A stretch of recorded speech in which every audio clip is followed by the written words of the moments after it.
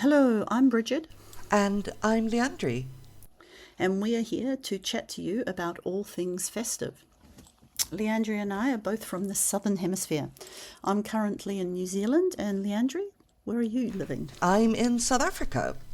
So, we thought it might be fun to talk about what it's like to have a summer Christmas and New Year, because most people associate Christmas and New Year with winter. But we've grown up with a completely different experience, and it is fabulous. Leandri, do you want to tell us a little bit about which days you have as holidays first? Sure. So in South Africa, we officially have holidays on Christmas Eve, Christmas, and what we call Boxing Day, the 26th. Then New Year's Eve, New Year's, and then we also have second New Year's on the 2nd of January. So we get 6 days off, but most people just put in holiday time for the days in between as well. What about you? Ah, so you get the 24th, 25th, and the 26th. Yeah, it's Oh, great. wow. No, we just get two and two in New Zealand. So 25th and 26th in New Zealand, and the 1st and the 2nd. And in Australia, only the 1st. And obviously the 25th and 26th for Christmas in December. And yes, a lot of people just take holidays in between. Yeah, I think that's why it happened on our side as well. I think our government realized, listen, everybody takes holidays anyway, so might as well make it official. Yeah.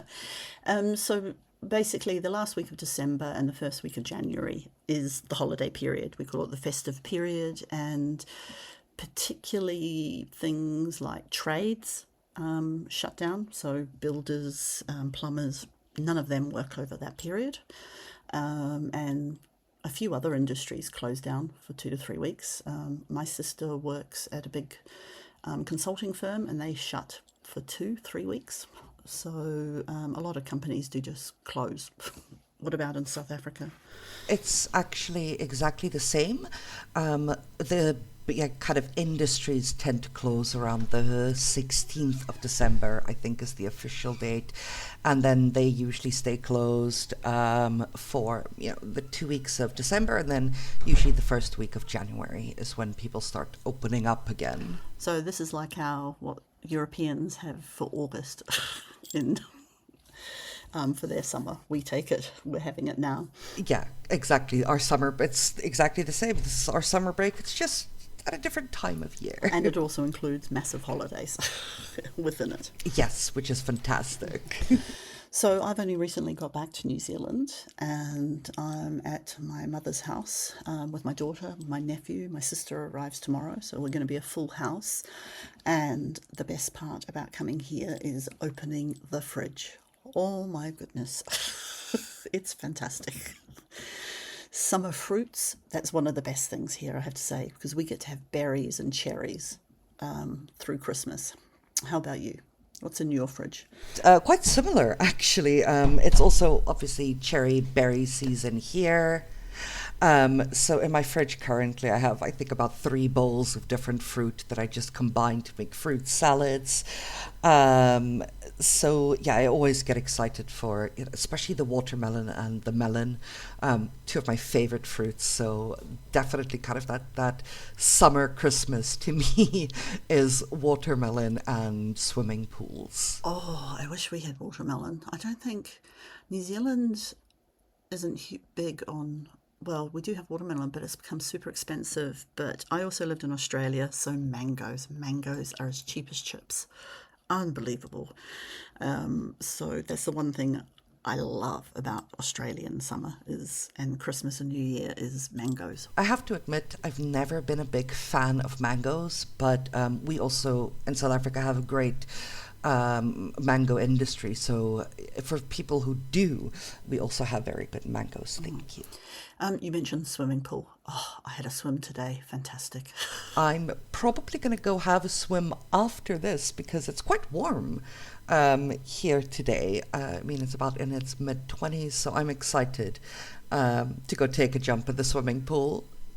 Summer, it's warm. New Zealand, obviously, it's less warm than Australia, and Australia it's super hot.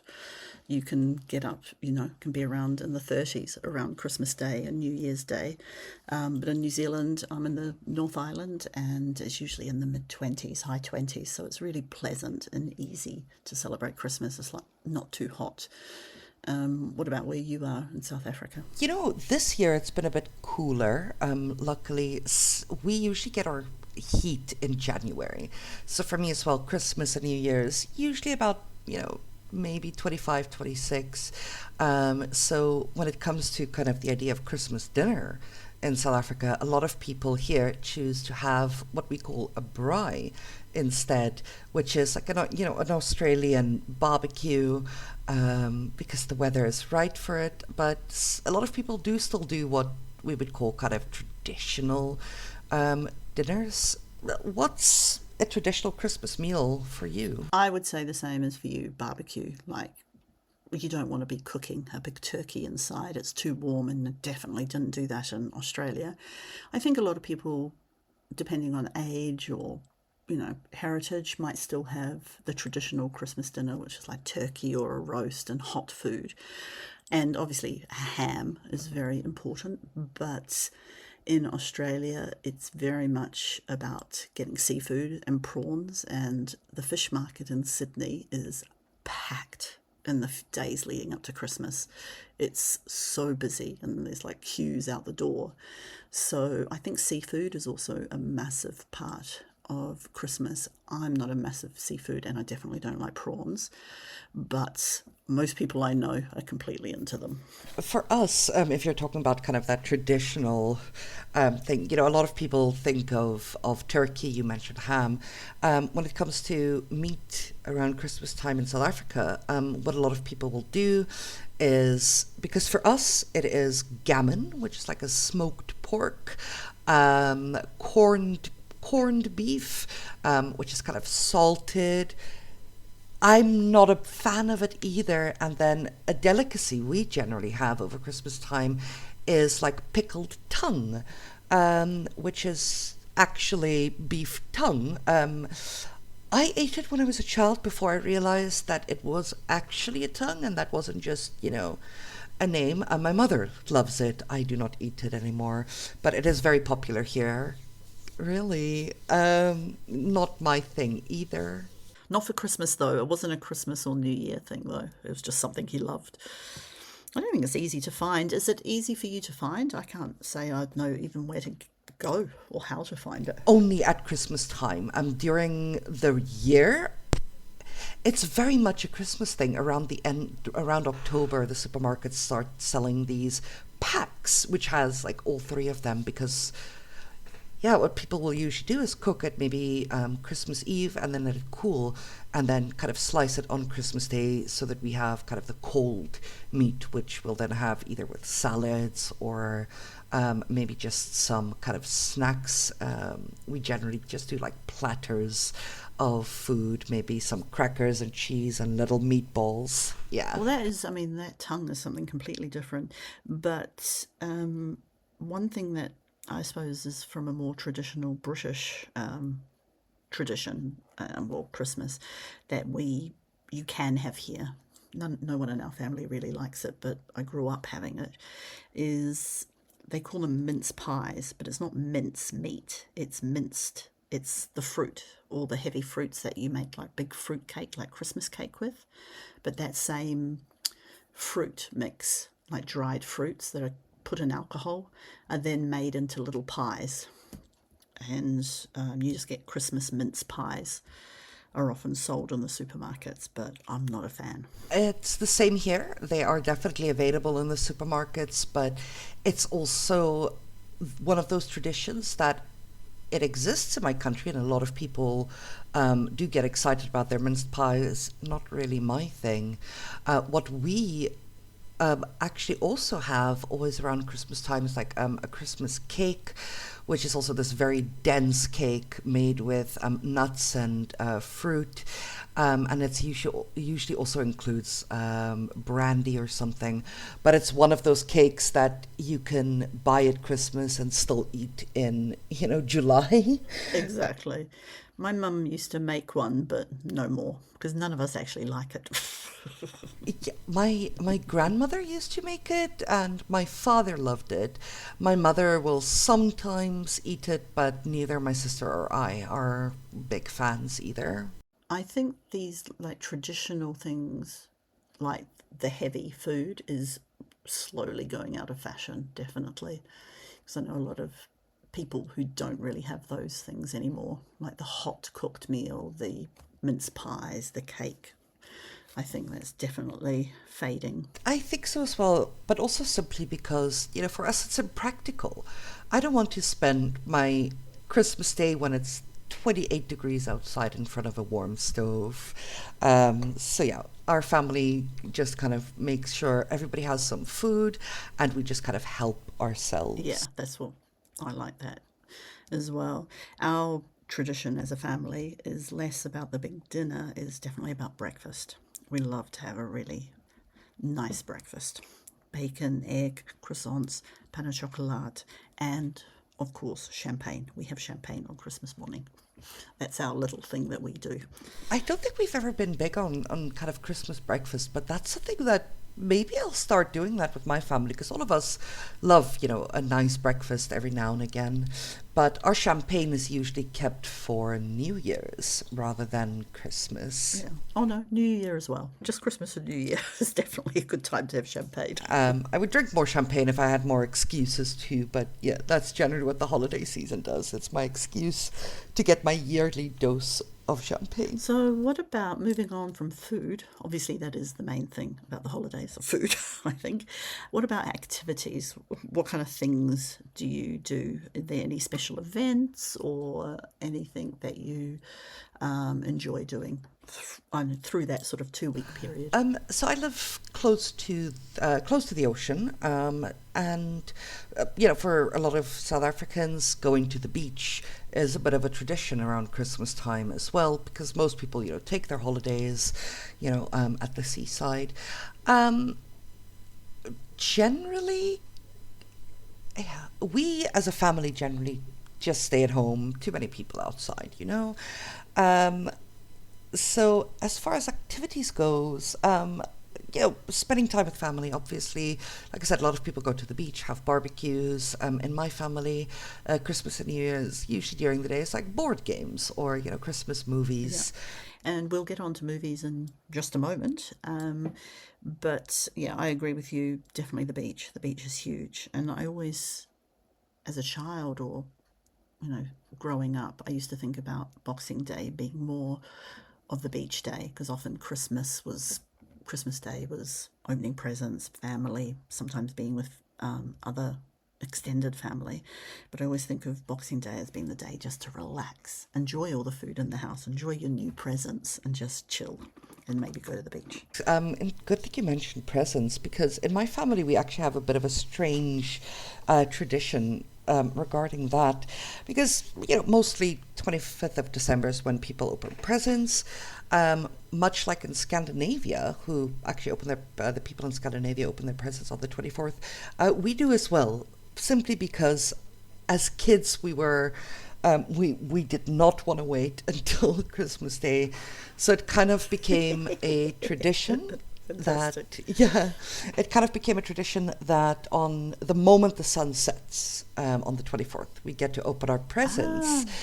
So even now, as adults, we'll talk to my mother and say, "See, the weather app says the sun sets at 8:20, 8:20." That's maybe a bit late.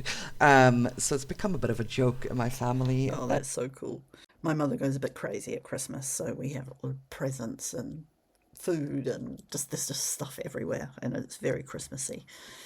Decorations everywhere, which is lovely. Yeah, we put up all of our Christmas decorations this week, and yeah, our house looks pretty festive. We have little snowflake stickers on the wall because there's clearly there aren't any other snowflakes, so we'll just pretend. But yeah. So, whilst we might be outside eating lighter food, but lots of food and going to the beach. I think one of the things that's the same, it doesn't matter where you are in the world, it's being with your family, like we've talked about. But it's also, you mentioned holiday films. So why don't we start thinking about the films that we love watching, or series maybe, or rewatching? Well, firstly, just to make this clear, Die Hard is a Christmas film. Um, I actually saw this morning that I think the official Oxford English Dictionary, kind of as a joke, put in Die Hard with the definition a Christmas film, which I thought was great. I need to find that. That's brilliant. If I find it, I'll send it to you. My favorite Christmas film actually is Love Actually. That's one of the films I love rewatching at Christmas. I sort of go backwards and forwards on that. I'm slightly in two minds about it. The first time I saw it was actually when I moved back to the Southern Hemisphere. It was my first Christmas back in the Southern Hemisphere, actually, after living in London. So having cold winter holidays. And our first summer back, I remember going and seeing it in the day, and it has all the Christmassy vibes. And after seeing that and coming out of the theatre into the hot Sydney sun in Australia, it was like, oh, I actually do have some Christmas vibes now. So I have warm memories of it. I can imagine.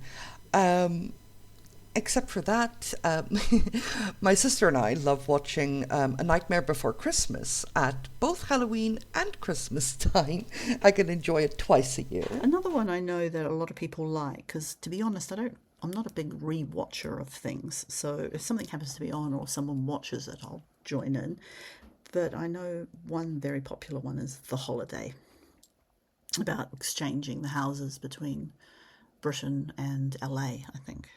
Do you know the one? I know I've seen it, but it's been quite a while, but I remember quite liking it. Somebody mentioned it to me again the other day, and I thought that maybe this Christmas I'll give that a rewatch. I think if people want to think about, because a lot of the Christmas films are quite American-based, but at least Love Actually and The Holiday are British films, which, if that's what you want to hear and practice, they're good options. I definitely agree with you there.